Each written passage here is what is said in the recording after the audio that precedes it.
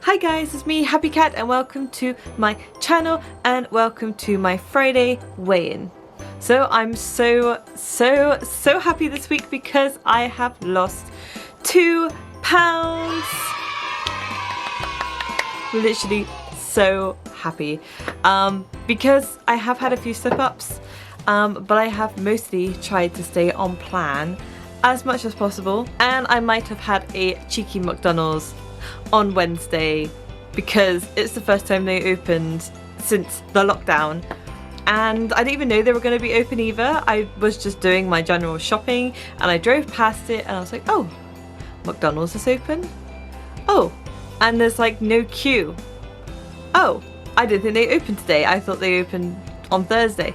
So anyway, I got myself one and there was no thought behind it. I was just like, McDonald's is open, get me in that drive-thru right now, I need one. But it turns out it didn't really hinder my weight loss at all this week. I still lost 2 pounds, which I am so happy about, because I have been really trying to soul search a bit more this week and really try to learn a bit more about my binging habits and my binging pattern, and I do think I've learnt more this week.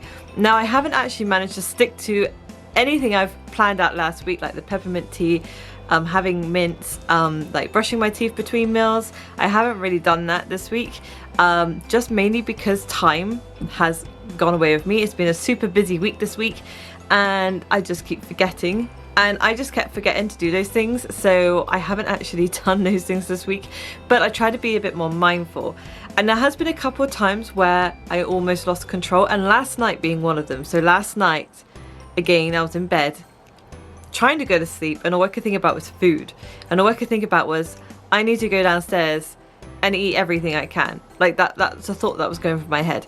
Like, it was such an insatiable hunger that it would just overwhelm me. Like, and it wasn't just like I was bored, right? I felt hungry. I felt like I hadn't eaten all day, which I did. Like, I literally had my tea an hour before, so there should have been no reason why I should have been hungry. But I just felt ravenous, like so famished. Like, yeah, like the only thing I had was breakfast or something, and all I wanted to do was eat everything in sight. So what I just did, I just went on YouTube and just looked up other binge eating tips and stories, and I found one channel and this video which is really good. So I will post a link in the description of the video that actually helped offset my binge. But it was about a lady who has overcome it herself, and she's sort of given her tips and understanding of how to overcome it. And after just watching that video, and she talked, actually a lot of things she talked about made sense because she's actually had therapy for it, I believe, and the things she was talking about was similar to what I've done in CBT with my anxiety and depression side of things. So it made sense, and she said to try to work things on a hunger scale between 1 and 10. And I remember learning this through CBT. I had to rate my anxiety between 1 and 10, and it was the same thing. So I was thinking, right, well, right now, this moment, I feel like a 9. I feel so hungry, like I really need to eat something. But after watching her video and trying to understand a bit more about this issue, after watching her video, I was like, oh, actually, my hunger's like at a 4 now. Oh, my cat's knocking everything over. Anyway, yeah, so so it really brought my hunger down to like a level 4, and then I could go to sleep and I wasn't that bothered, because I felt myself slipping because I ended up having a few snacks, and they were healthy snacks. I've been trying really hard this week to swap out unhealthy snacks for healthy snacks, and really trying to knuckle down on, like, if I wanted to binge, try to just eat fruit or something, you know. So I ended up having a yogurt. This was yesterday, so I ended up having a yogurt. I had a sugar-free jelly, like jelly pot. I had 2 bananas. I had a pear, and this was just an hour after eating my tea. And I had 2 of my snacks I was allowed for the day. So as you can tell, just like, and I ate all that within the space of 10 minutes because I just couldn't stop eating. Like I felt the trigger of the binge coming where I would just eat and eat and eat. But after watching her video, it really took me a step back, and I actually was like, oh, okay, I actually have some control over this now. In this moment, like not forever, but in this moment I have a bit of control in the binge, and actually the feeling's kind of gone now, so that's good. So, and it's so weird, it's hard to describe to people, because it's not just the sake of eating because I'm bored, or eating because, you know, I don't know, because I just need some energy or something. It's like I'm eating because I feel like I need to, even though I know I don't need to, because I've already eaten my breakfast, lunch, dinner and snacks in between. Like there should be no reason for me to be hungry, but I just felt ravenous, and it's really hard to describe to some people, but I managed to put it to bed, so to speak. So yeah, maybe this week if I get that feeling again, I might also just try to watch some more YouTube videos on that subject, and it might help, hopefully kind of dampen the feeling down a bit, because that really did work for me. Definitely watching how other people recovered from it actually helps remove the temptation a bit more. Another thing that she said, which resonated with me, was that she said she also took away any she said she took away any good food and bad food association. She said one of the tricks to do, and I haven't done it yet, but I might do it today, is to write down a list of all the dietary things you've been told in your life. Like any dietary things that you know of, like the keto, low carbs, low fat, you know, low sugar, all those things, write them down in a list and write down every single one of those things. But it's almost like, because obviously the habit that you've got is a cycle as well, especially what I have.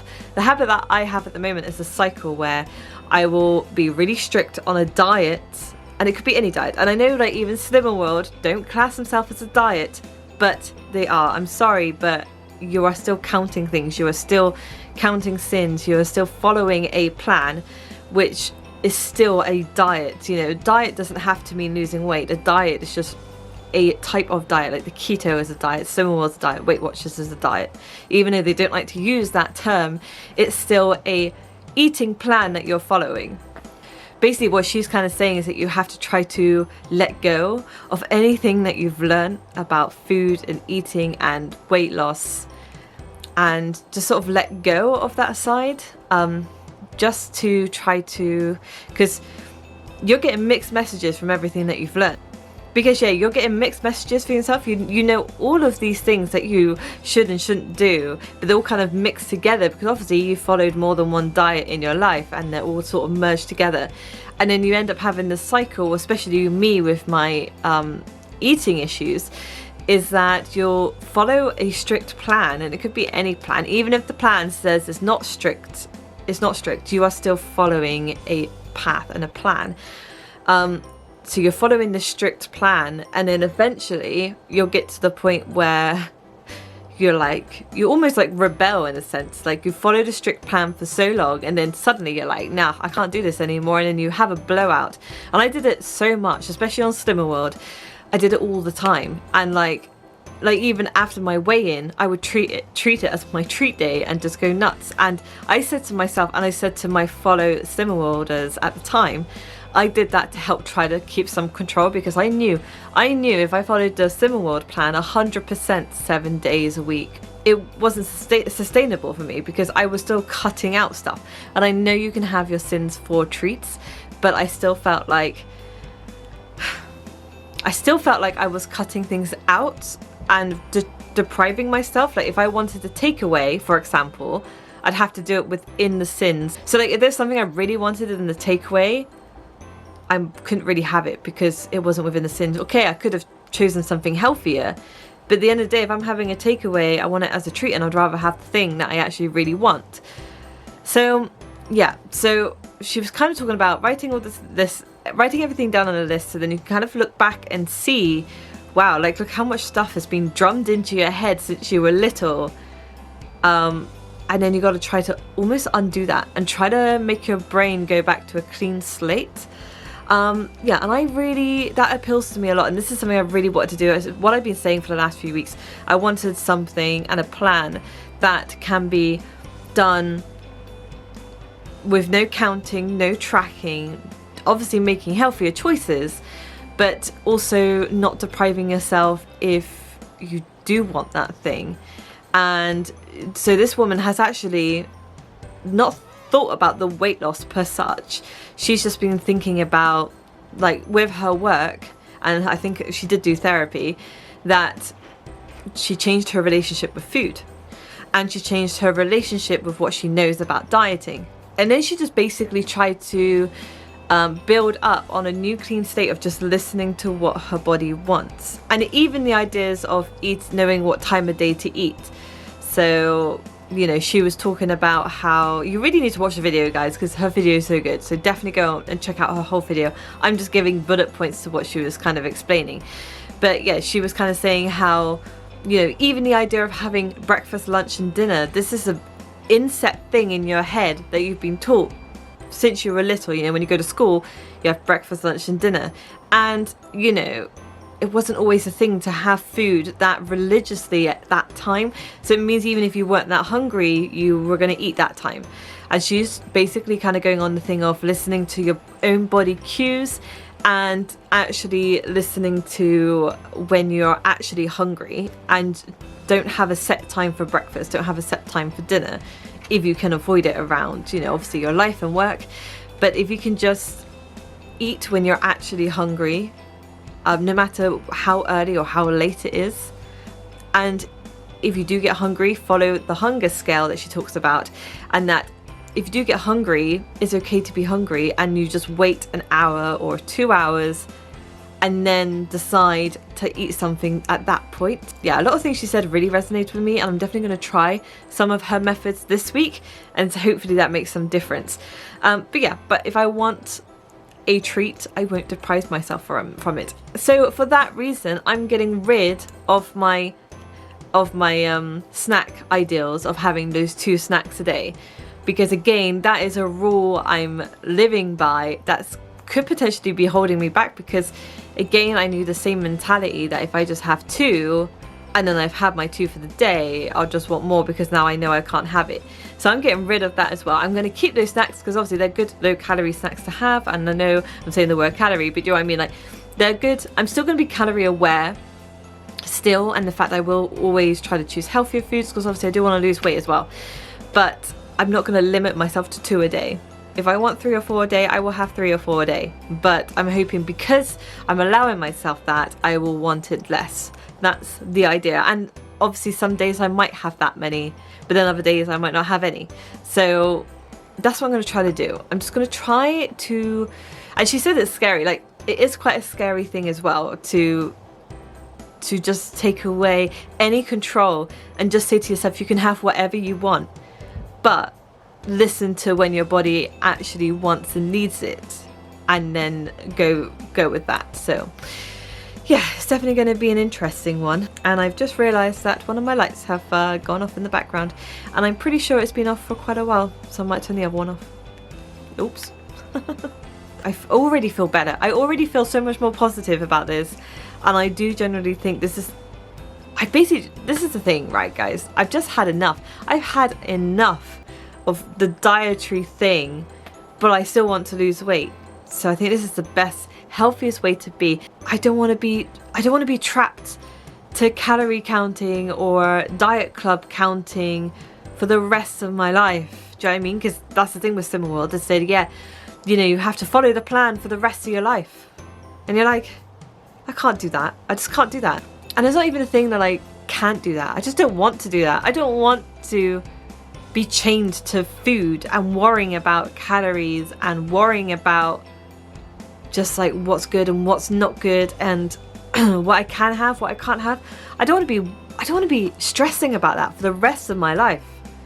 And you know what, when I was slim before, I must have been like a size 10. Yeah, I was size 10 before. So when I was size 10, I didn't worry, and I got a picture here. I'll show you a picture, right? This is when I was size 10. When I was like this, I didn't worry about anything I was eating. I was eating crap every day, I was working more hours, so obviously I was moving around more. I went to the gym, but not obsessively. I never worried about what I ate then. But I did think even then that I was fat. Like, I remember looking at myself then, being so self-conscious of my body. I thought I was fat at size 10. And it's mad, right? Because I shouldn't have had to worry about being fat at size 10, right? I shouldn't have had to worry about that because I wasn't fat and I was slim. And I think it comes from what you get told in your head when you're little. Like, I got bullied in school horrendously for being like fat or being like disgusting and ugly. Do you know what I mean? Like, I got bullied so much in my whole childhood about being fat, and then, you know, other comments were made by other people about my weight, and I wasn't even big. Like, looking back now, I wasn't even big. And it's kind of an eye-opener. And at that time, even though I felt like I was fat because everyone told me in my whole life I was fat, actually at that time I just didn't even care about what I ate. I just ate what I want, and I actually still lost weight. Okay, I did, like, I realize now it's due to the activity, but it just proved that I was eating crap. But just because I was doing a bit more exercise, I was that weight, and that weight I was happy with. So it just kind of, it makes me think, like, I'm eating healthier now than I have ever eaten in my whole life. I'm like eating so healthily now, but yet I'm the biggest I've been in my life. And that's crazy to think that, right? I was that skinny and I ate like crap, and I'm this big and I'm eating really healthy.